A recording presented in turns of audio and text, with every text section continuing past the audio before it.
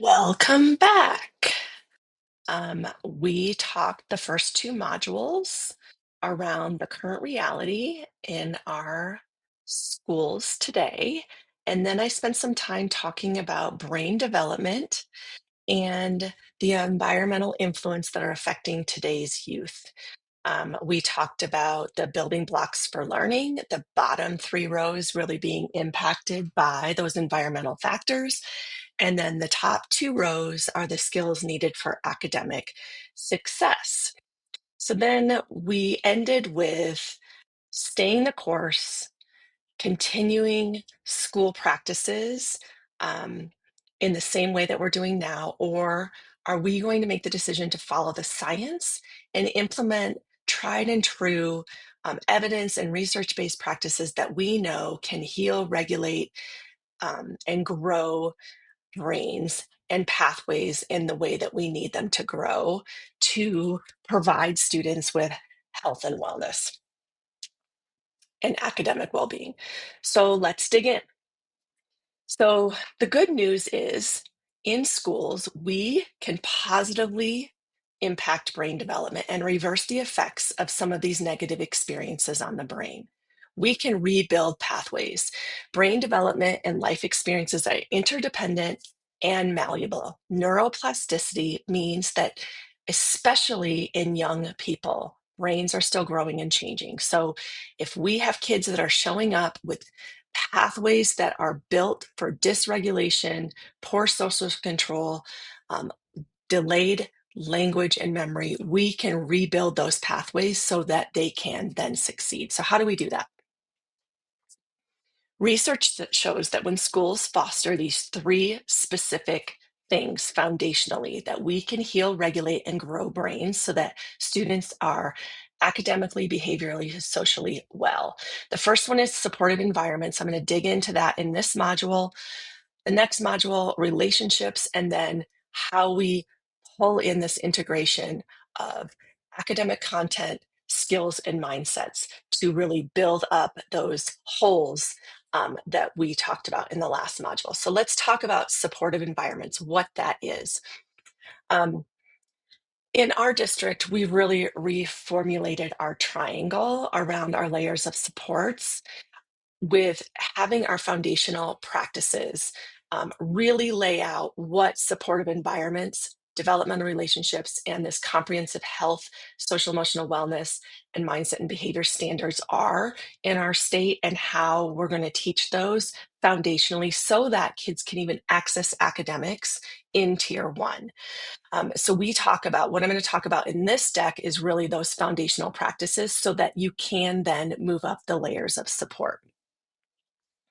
So, how do these practices heal and regulate developing brains? So, supportive environments, and I'm going to dig into what that is. So, when we have schools that focus on supportive environments so that students feel safe emotionally, physically, and mentally, this will create these regulating spaces. And over time, it will actually shrink the amygdala. It will lower that fight or flight response, and it will increase and open up that frontal lobe so students are able to learn, and it will eventually grow the prefrontal cortex, which has been stunted because of this chronic toxic stress. For developmental relationships, when students are dysregulated and in that fight or flight, biologically, they're looking for safety, and safety comes in connection. Connection comes with this release of oxytocin, which neutralizes that stress response, that cortisol. So naturally, connections with others release oxytocin, neutralizes the stress hormone cortisol, and then it calms and increases for both staff and students, and increases wellness because it neutralizes that cortisol, opens up the frontal lobe. And lastly, this integration of our academic content, when it makes sense, teaching these skills and mindsets, these missing building blocks that I talked about earlier. When these things happen, we create environments that are connected and provide belonging and regulation for students. So how do we do it? Foundational strategies to regulate, connect, and re-engage our kids in school. So let's talk about supportive environments. When we talk about supportive environments, I'm breaking it down into 4 specific areas: clear and consistent expectations, norms, and routines, restorative practices, and culturally affirming and sustaining practices, and co-regulation. That is the regulation between the adults to help regulate the kids and teach those skills. So support environments are not. So when we're talking about expectations and rules, it's not something that's highly rigid, structured, and educator controlled to elicit calm and quiet order. That's not what it is.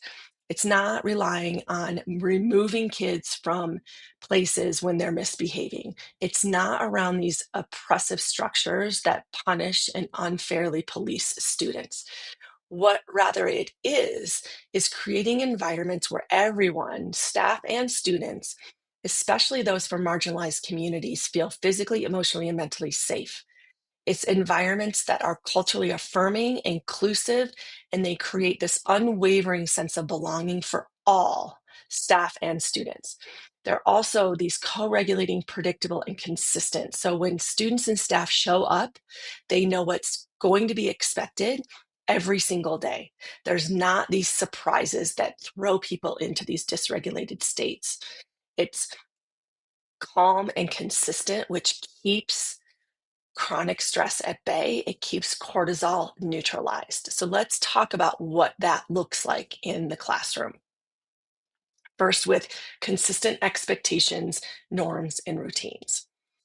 So when we create a physically, emotionally, and mentally safe environment, it's always important to lean into the social engagement window. Now, this is something that I learned about when I was trained as a restorative practice trainer, but it really speaks to parenting, school, all things that where you're engaging in discipline with students. So when you think about this social discipline window, we're really thinking about how are we setting limits and challenging students while providing support and encouragement.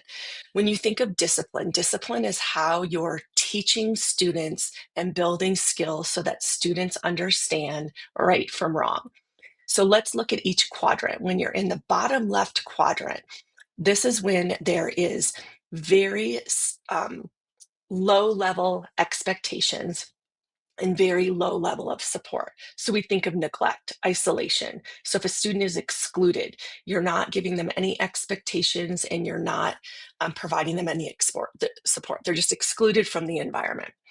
If you go up to the upper left quadrant, if you have very strict and explicit expectations, very, very tight um, limit setting, they can and can't do this. It's very adult driven with low support. It's very to you. You are doing this. I'm telling you you're going to do this, and I'm not providing any support. You just have to do it. That's the 2 window. Go to the bottom right for this permissive. This is where I believe that a lot of our kids are falling into right now, where there's a high support and very low limit setting for whatever reason. So there's a lot of paving the way, giving kids lots of opportunities, giving kids lots of chances without a lot of explicit teaching or direction or limit setting. So this is that permissive. Kids are kind of running the show. And then the top right quadrant is really where we want our kids to be. We want our kids to engage with the adults in the school around um, what is the best way to engage with them, and they have a part in that. So we want them to be part of the learning community.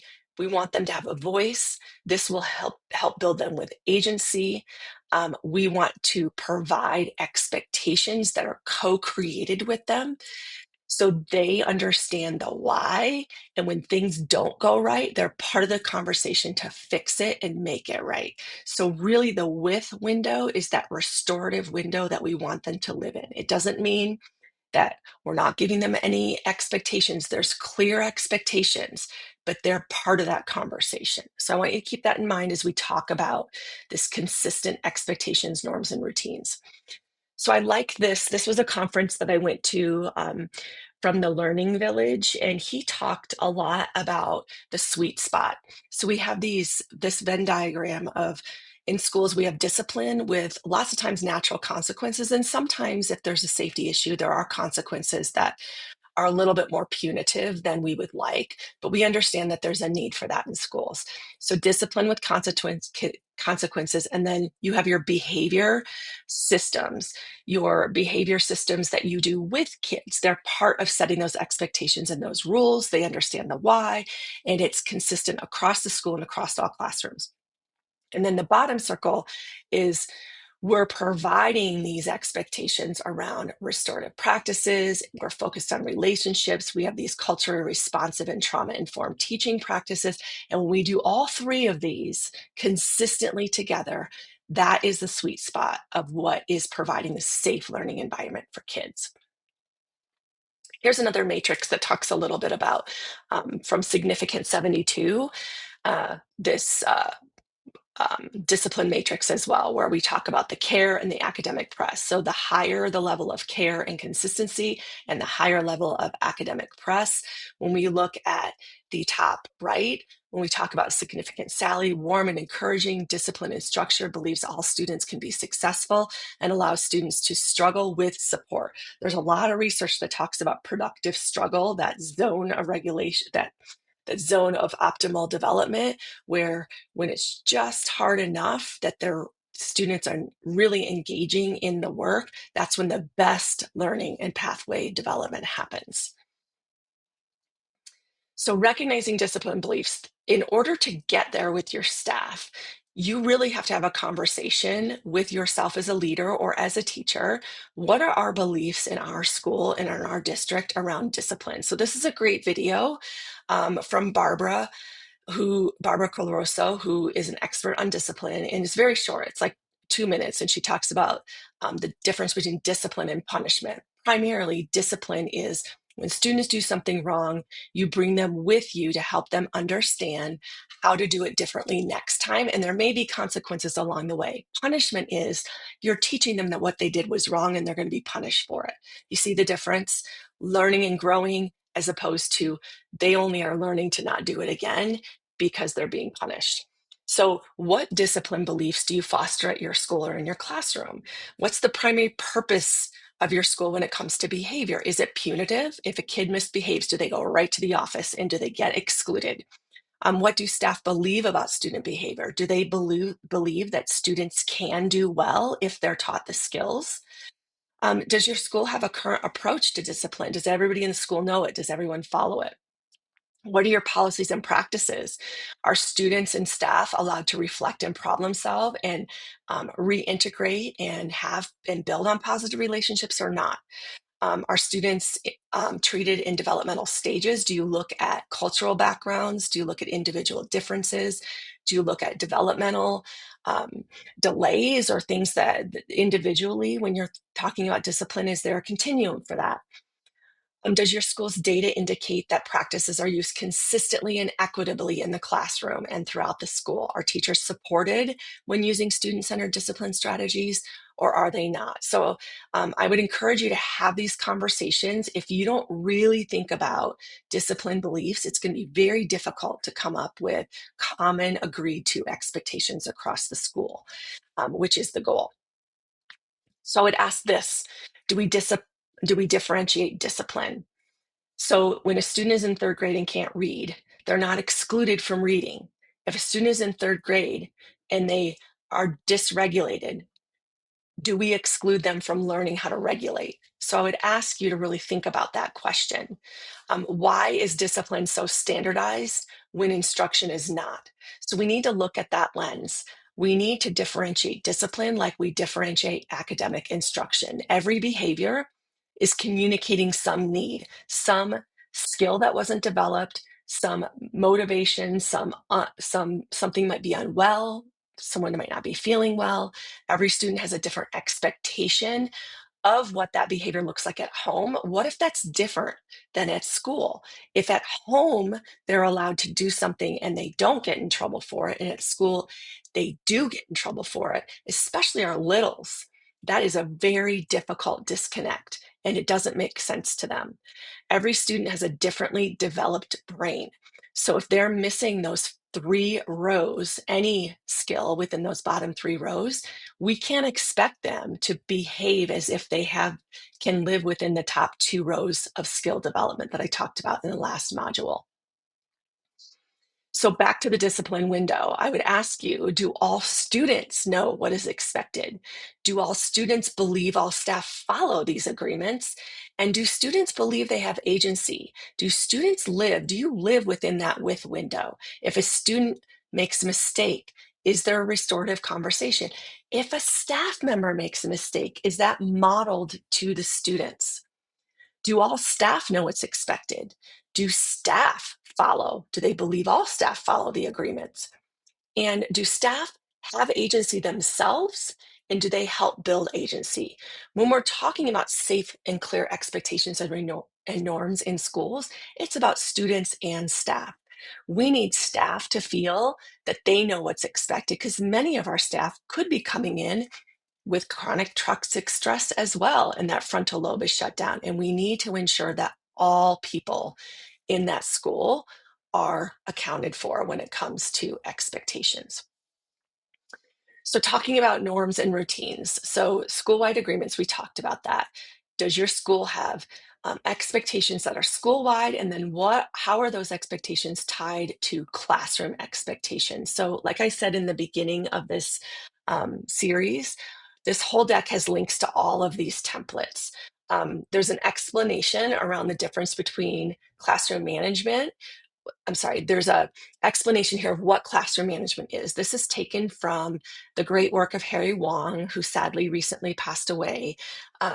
He did a lot of work back in the 80s around setting clear routines and expectations in classrooms. So this is really built on his classroom management philosophy. And as a principal, I had every teacher write and reflect on what their classroom management philosophy was.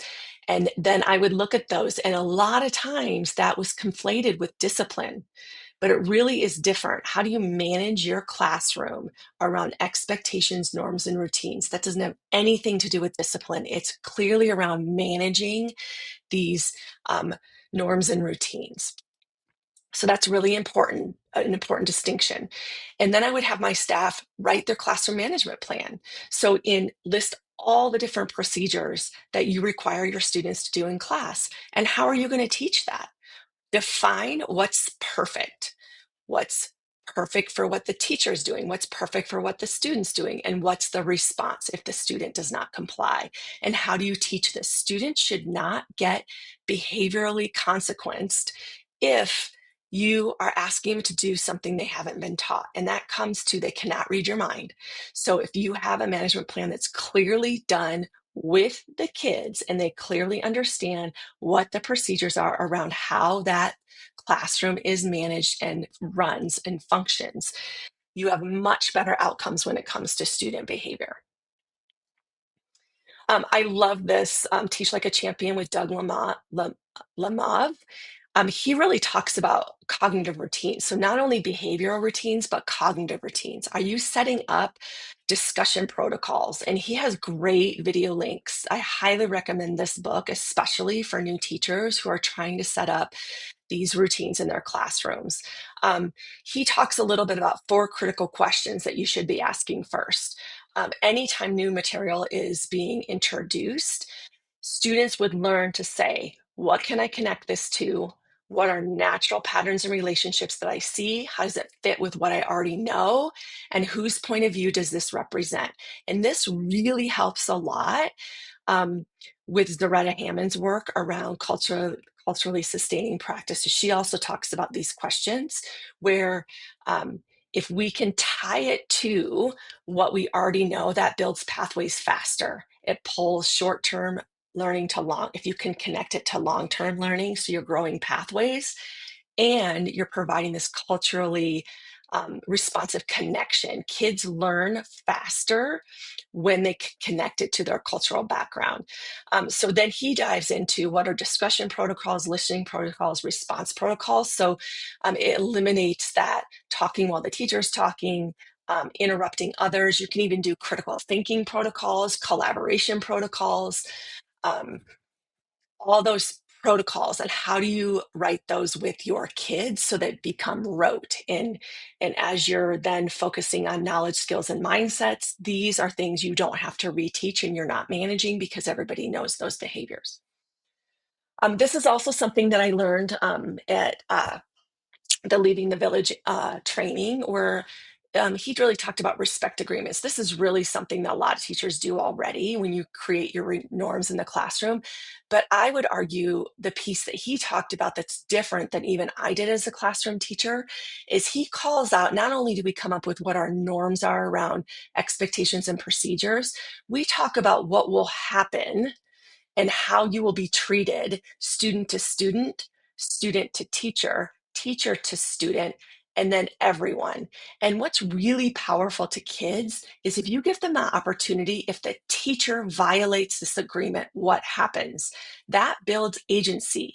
That puts it as a we classroom and not a to classroom. It puts you in that with window, which is so important for students to build agency, which is a critical building block back to that pyramid for students to be able to engage at high levels of learning. And again, on this deck, there are examples of respect agreements that were created in classrooms.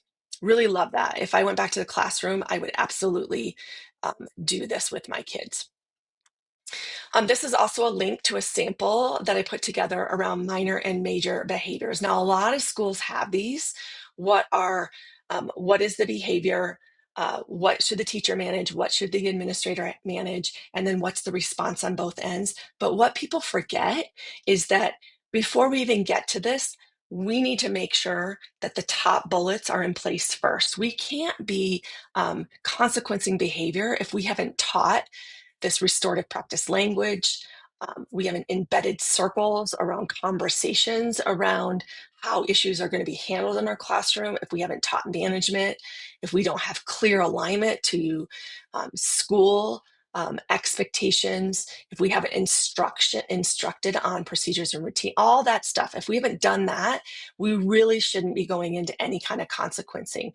And a lot of these behavior matrix are not restorative. They do not talk about repairing the harm and re-entry to the classroom. It's really just punitive. There's no discipline in it. It's really about how are you going to punish the kid, tell them what they did wrong, and then move on. So this is an example of something I put together around how can you move this into your school with adult and student, I'm sorry, with uh, teacher managed behaviors that are restorative. And then when the teacher needs help or the staff needs help, how is the administrator going to build on that and also work within a restorative lens? So I highly recommend a behavior matrix to keep consistency across the school. And then the students know exactly what will happen if an agreement is violated. All right, so that was expectations, norms, and routines, just some things to consider. Moving into restorative practices, and this is going to be pretty short. I do have a link to some other decks that you can look at if you want some more support in your schools around that. So restorative practices, what is it? What is it? We really like to break it down into the five R's. There's 5 core values. We think about relationships, respect, and responsibility. These 3 things are critical to building and maintaining relationships. In your supportive environment, that has to be foundational before kids come to school believing that the adults want to have connections with them. And then when relationships, respect, and responsibility are violated, how do you repair and reintegrate? So there's kind of a tiered approach. We build the foundation with the top 3, and then as we are humans, we do make mistakes. If we violate or we harm in those top 3 areas, how do we repair and reintegrate? So there is a slide deck that's linked here that digs into the 3 R's a little bit more if you're interested. So restorative practices, it builds predictability, how to handle conflicts. Remember, if those pathways were not developed, if agency was not developed, this is going to help that neuroplasticity. If we do this consistently in our classrooms and across the school, we rebuild pathways. It builds pro-social skills, those effective, and we'll talk a little bit in the next slide about effective statements. They build they build language for kids. If they feel they were harmed or there's conflict, it puts a non-confrontational language structure. It teaches them how to engage in a conversation that's not elevated. It intentionally makes connections. And when doing that, the cortisol stress hormone is neutralized by oxytocin because you're connecting, and the body and brain are built for human connection, and it releases the hormone oxytocin, and it regulates the brain and neutralizes cortisol. So when you think of restorative practices, it kind of goes on a continuum. If we start with these effective statements where you really talk about how something made you feel and how you want to move forward, all the way to these formal conferences. So if we can build in this language in our classrooms in our school at the effective part, it keeps us from moving into some more punitive pieces. So then we get into effective questions, impromptu conferencing, circles or groups, and formal conferences. We don't talk a lot about formal conferences. Those are really specifically trained trainers that would be able to support if you had such a egregious issue that happened that you need to bring in a facilitator for that. We do have people that in our district, I'm one of them that's trained in those formal circles that can help if you get to that point. But we really are going to live in your schools. You'd be living within the first few sections of restorative practices. So here's just some examples of some effective statements and the frame that you would teach kids. I feel blank when blank, I feel blank about blank because blank. And having kids practice this in conversations like this example. I feel disappointed that you are not following through on your promise to help with the project. It tells what your feeling is. It gives specific feedback on what you expect them to do and why you're feeling the way that you're feeling. It keeps the focus on personal experience. It's not an accusation and it's not a judgment. And then you talk about why it matters. Really critical. Back to this for just a second. Here's a link down here for some more info on restorative practices. I would really highly recommend that circles that have structures, there's lots of information out there about connection circles to build relationships within your room. I know in my school, we had an expectations that there were circles every day.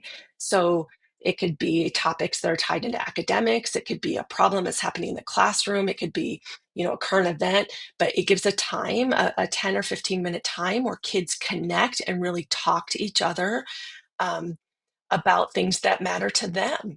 And it's so important in building that, that connection and that agency with our kids.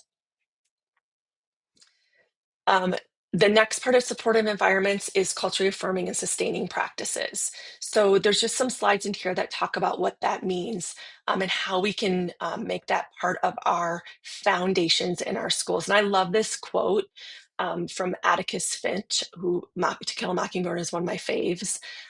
He talks about you never really understand a person until you consider things from his point of view, until you climb into their skin and walk around in it.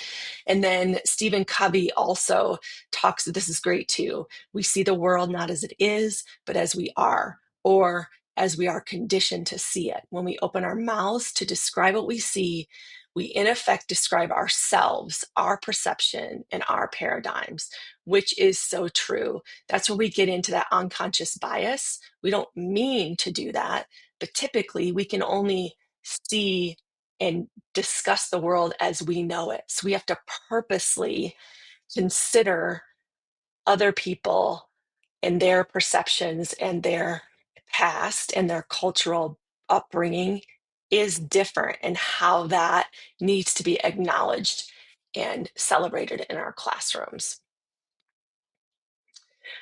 This is a term that I just learned about recently between cultural competency and cultural humility. Our goal is that we learn about other cultures and we understand how our perspectives may bias us against other perspectives, and then how we adapt our behavior and our communication to ensure all voices and cultures are understood, and we have that lens when we're developing curriculum and interacting with kids. We understand that's the goal, but we're humans. So if we can live within this mindset of cultural humility, where we can say, we're not going to know exactly how you're coming to us. We acknowledge that we don't have all the answers, but we're seeking to understand and we value you. That's the goal. If we can communicate that in our classrooms to our families and our kids, that helps kids give us some latitude if we don't always understand where they're coming from. So, how does the brain um, and cultural lens interact? So, our brain is constantly looking for threats, that fight, flight, freeze, freeze, fawn, um, fight, flight, freeze, or fawn response when we scan for threats. So we're always trying to maximize opportunities to connect with other people because that increases our oxytocin and decreases our cortisol. It's a biological response. When we're in a fight or flight mode, we're seeking connection, right? To neutralize the cortisol. So positive relationships keep our safety detection threat minimized. When we understand how our culture guides how we process information, we can neutralize that threat. When we're attuned and we're paying attention, we learn. So we open up our frontal lobe. So we know that all new learning, like I talked about before, is connected to prior learning, existing funds of knowledge. If we understand the cultural, if we can tie it to a cultural thread with our kids and our students, it solidifies learning that much more. So when we're reading novels, can we connect it to any cultural um, background of any of our kids, and it will solicit that learning even faster. So our brain physically grows when it's challenged and stretched, and it gives us the ability to have more complex learning and thinking. So even if our environment isn't outwardly hostile, but it's simply unwelcoming, it shuts down that brain. It will not produce enough oxytocin to open up the frontal lobe and learn. So it's very important that we have this cultural lens in our classrooms so that we can keep cortisol at bay and kids' brains can stay open to learn. So this is just another picture from Zaretta Hammond's amazing book that I have on the next slide, that there's the three critical parts of the limbic brain is the watcher, the guard dog, and then this learning part of the brain. So are we making sure that in classrooms we're setting it up to open up that learning brain and putting the guard dog away and making sure that we're not um, having our students see any threats that are throwing them into the guard dog and the limbic system for this fight, flight, or flee response. So just being cognizant of that is the first step. This was really profound when I read this book. A great read. Um, Highly recommend it. She talks in here about understanding culture. And in our world, and on the next slide, there's a chart of different countries about where they fall on this continuum. So, countries that focus on individualism and countries that focus on collectivism. If students come to school from different countries and they are the way that they culturally were raised is different than where they're going to school. So, for example, individualism, that mantra, pull yourself up by your bootstraps, focus on individual achievement, individual contributions, competitive and analytical. That is a very United States America culture, very individualistic. Again, this um, learning series is not about assigning any kind of belief about one way or good or bad. It's just talking about the United States, individualism. This is where kids are coming to us from. Kids that have different um, are from different countries that have a collectivism view, they are thinking I am because we are focused on interdependence and group success, group dynamics, collaboration, and relational. So I want you to think about if you're teaching fifth grade and you have a new student that's from a country that's not the US and is really focused on this collectivism, and you're putting them in groups, and this student looks over and is looking at another student's paper and copying another student's paper, and you get on them because they're cheating. That could be a cultural bias, because maybe in the way that they were raised, and most likely if it's the collectivism culture, students share everything. They work together to solve problems. They have discussions. That wouldn't necessarily be deemed as cheating in that culture when it would be in ours. So that's a pretty black and white example of that. But these are what we talk about with differences in culture that can cause conflict in the classroom. So on this next slide, this is a 100-point scale to the most individualistic to the least individualistic. So when you see United States at the top, think about some of them that are more collectivism. If you have any students in your class from El Salvador, South Korea, Taiwan, Peru, Costa Rica, Pakistan, Venezuela, look at Guatemala.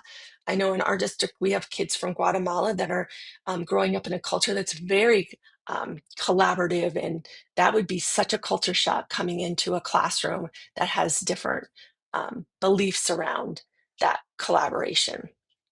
So this is just the continuum of values. So when you think about collectivism, these are all the values on this end, individualistic on this end, and where some of those cultural conflicts can come into play. Really important, I think, that we consider this.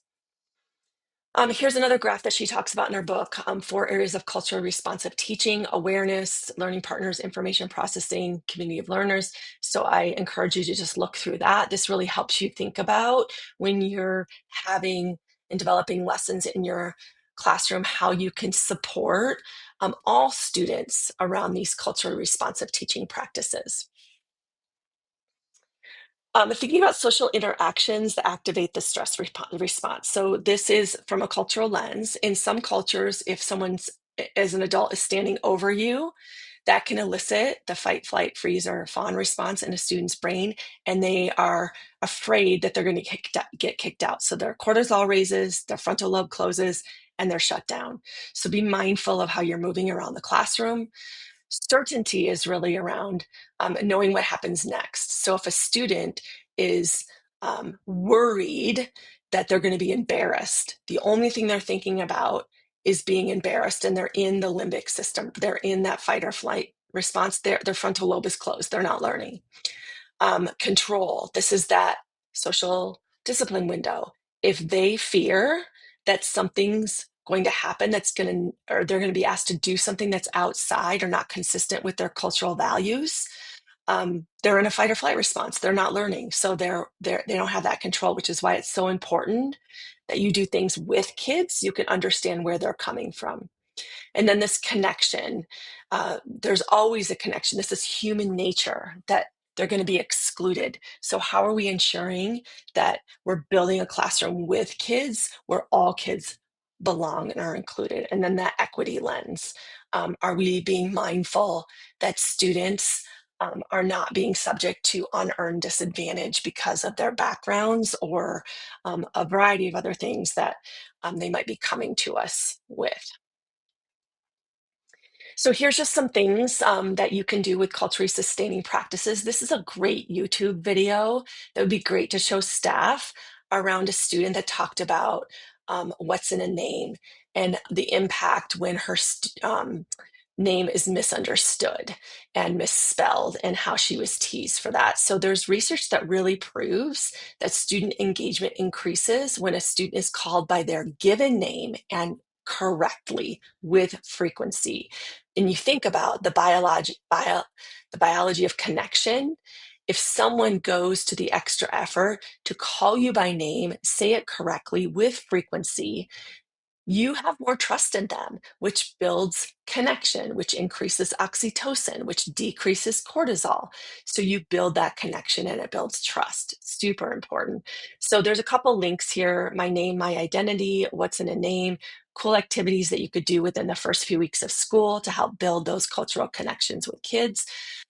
Other things: being purposeful about authentic connections, building rapport, positive mindsets around agency and self efficacy so that they feel comfortable sharing if something is outside their cultural beliefs. Um, Live within the with uh, quadrant, and then really help students with their own learning. So when you help them, it teaches discipline. If you believe in students, embrace failure, all the things that we talked about with student agency. So just some ideas. Here's some ideas of trust generators. Um, how do you develop trust? When you develop trust, you build authenticity and you build connection. So all those things that you could build with into the routines in your classrooms. Again, this is something that Zaretta Hammond had in her book too, around actively engaging with your kids, and how are you going to be a person that communicates with personal warmth towards students. So it's um, that emotional bank that you um, that human capital that you put deposits in every day for your kids. Do you and your students, do you communicate and exude that you really care, and you this is a calling and you're there and you firmly believe that you can support them and that they can do it, and you keep high levels, you give guidance, concrete guidance, expectations, you give specific feedbacks, you give them lots of opportunities to process and ask questions with things that are within their cultural and relevant. They become meaning making. So here's a great chart. You could talk with your staff about maybe setting some um, personal goals around where they want to live within the personal warmth and being active within their classroom.